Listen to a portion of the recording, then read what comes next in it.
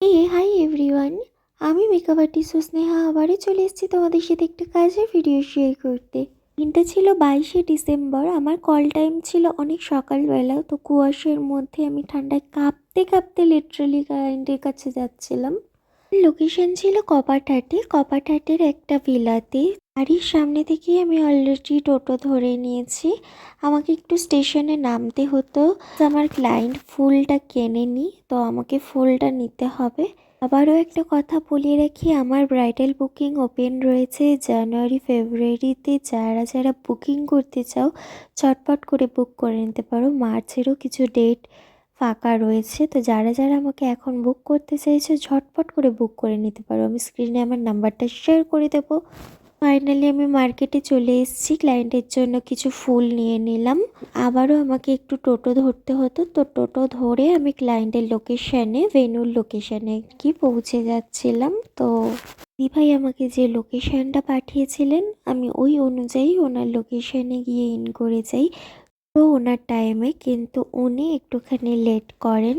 লোকেশানে নামার পর তো দেখলাম ডেকোরেশন চলছে, তো ডেকোরেশনগুলো আমি একটু দেখছিলাম আর ক্লিপ নিচ্ছিলাম, আর একটু আমার ক্লায়েন্টের জন্য ওয়েট করছিলাম দাঁড়িয়ে দাঁড়িয়ে।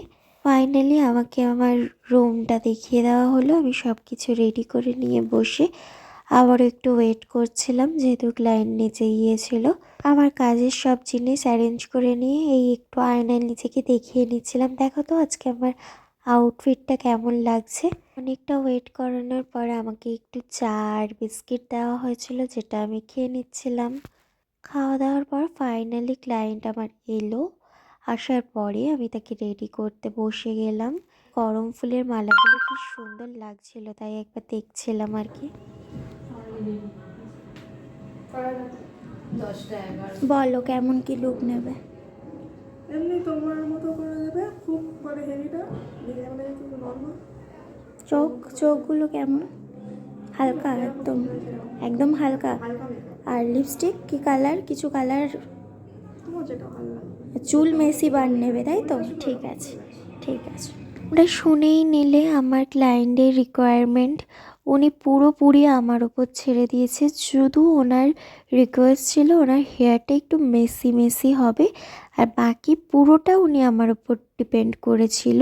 তো দেখো তোমরা ওনার ফাইনাল লুকটা কেমন এসছে। এর যখন কোনো রিকোয়ারমেন্ট না থাকে তখন না কাজটা করা বেশি চ্যালেঞ্জিং হয়ে যায়। বিকজ আমার মনের মতো করে সাজালে ক্লায়েন্টের পছন্দ হবে কিনা সেটা আমি নিজেও জানি না। অ্যাকচুয়ালি আমার পছন্দ আর ক্লায়েন্টের পছন্দ তো সেম নাও হতে পারে, তাই না?